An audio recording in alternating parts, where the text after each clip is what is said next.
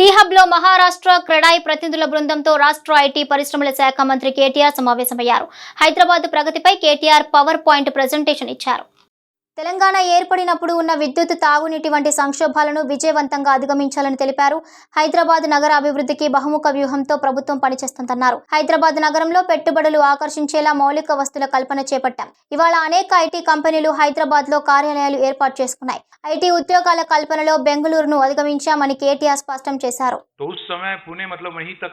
वहीं तक होता था, उसके बाद पिंपरी चिंचवाड़ और इलाका सब था, बट तभी कुछ नहीं था. फिर वापस मैं तब से लेके अभी तक वापस नहीं गया पुणे. बट हमारी ज़्यादातर इंटरेक्शन होती थी वहाँ बाहर, या तो वड़ा पाव खाने में या बाहर जाके वहाँ चौपाटी थी, तो चौपाटी में वहाँ चाइनीज़ के बंडी लगते थे, चाइनीज़ फ्राइड राइस के. तो दो ही चीज़ हमने सीखा है, शेजवान फ्राइड राइस पाइजे, पेप्सी पाइजे.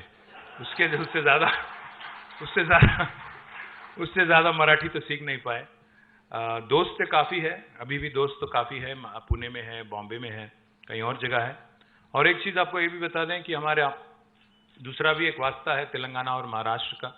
जहाँ से आप लोग आते हैं, जहाँ से प्रमोद जी आते हैं, अभी संभाजी नगर बोलते हैं, उसको पहले औरंगाबाद बोलते थे, और परबनी, लाथूर, नांदेड़ और कई सारे, हमारे चंदापुर, जितने भी ये सारे ज़िला हैं, सारे डिस्ट्रिक्ट हैं, इनका हमारा पुराना नाता इसलिए है क्योंकि हैदराबाद स्टेट जो थी, एक हैदराबाद संस्थान जो थी, इससे पहले आज़ादी से पहले ये सभी डिस्ट्रिक्ट हैदराबाद के साथ ही थे, और हैदराबाद के बहुत ही अच्छे रिश्ते नाते वहाँ पे थे. साथ ही साथ कर्नाटक में जो आज बीदर, रायचूर, गुलबर्गा है, इनका भी हैदराबाद स्टेट के साथ, हैदराबाद राज्य के साथ काफ़ी सारे संबंध हैं. तो इसलिए ये कह रहा हूँ क्योंकि शायद अगर आप देखेंगे जियोग्राफिकली तो अलग अलग राज्य हैं, महाराष्ट्र अलग है, तेलंगाना अलग है, बट रिश्ते नाते, ह्यूमन रिलेशंस काफ़ी सारे हैं. But before I talk about anything else, let me give you 10-15 minutes before I go into the formal presentation. 10-15 minute थोड़ा आपको तेलंगाना का कॉन्टेक्स्ट भी बता दूं, और तेलंगाना राज हासिल करने के बाद क्या हुआ है ये भी बता दूं. आपको तो पता है, हिंदुस्तान में 1947 के बाद कई सारे राज्य बने, कई सारे नए स्टेट बने. तेलंगाना राज्य की जो डिमांड है वो बहुत पहले से 50-60 साल से चलते आ रही है.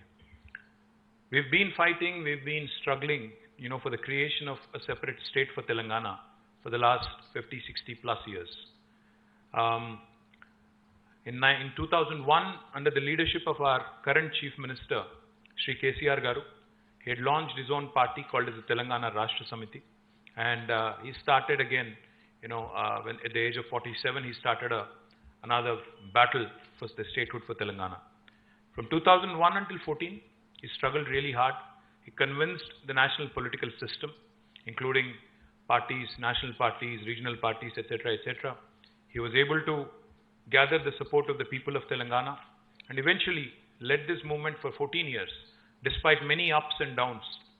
And eventually in 2014, Parliament has passed the bill, and eventually the state of Telangana came into existence on the 2nd of June 2014.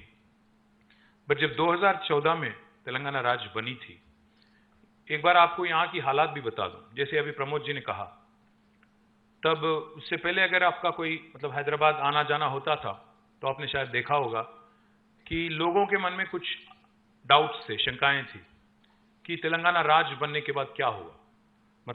ये जो लड़ाई चल रही है अलग राज्य की, इसको लेके फायदा होगा या नुकसान होगा, हैदराबाद जैसे शहर का क्या होगा, इसको लेके बहुत सारे शंकाएं थी. आपको एक बात बताते हैं, क्योंकि आप सभी लोग कंस्ट्रक्शन से हो, रियल एस्टेट से हो, बिल्डिंग इंडस्ट्रीज से हो. महात्मा गांधी जी ने कभी कहा था बहुत साल पहले कि India lives in its villages. हाँ, ये बात सही है कि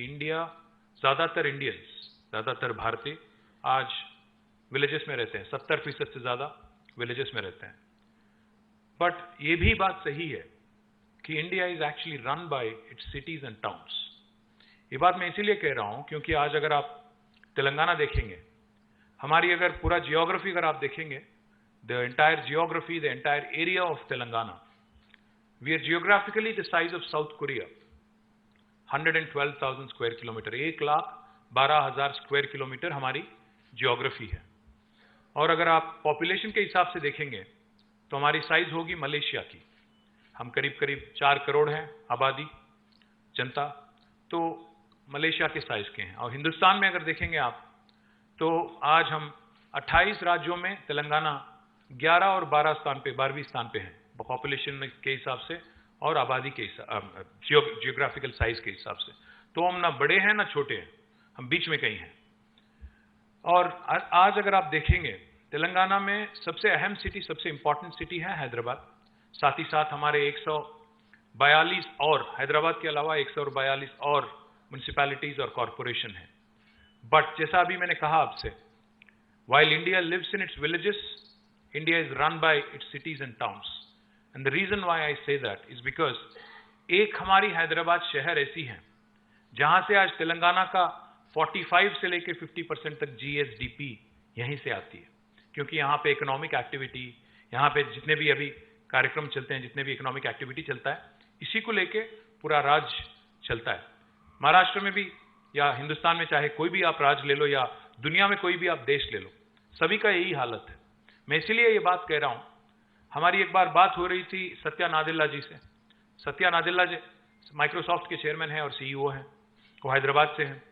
एक बार आए थे यहाँ पे तो हम लोग बात कर रहे थे।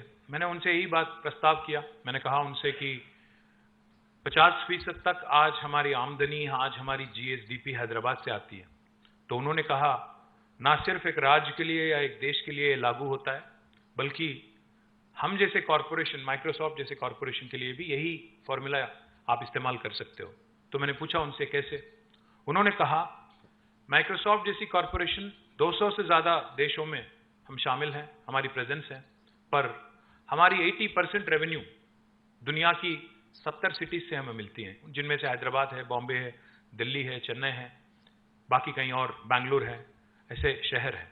तो मेरा कहने का ये मतलब है कि आज हिंदुस्तान में जो कोई भी सरकार हो, चाहे वो राज्य सरकार हो या केंद्र सरकार हो, हम सभी लोगों को ये बेसिक चीज समझना चाहिए क्योंकि अगर हिंदुस्तान को आगे ले जाना है, इंडिया को जो 5 ट्रिलियन ख्वाब है, 10 ट्रिलियन का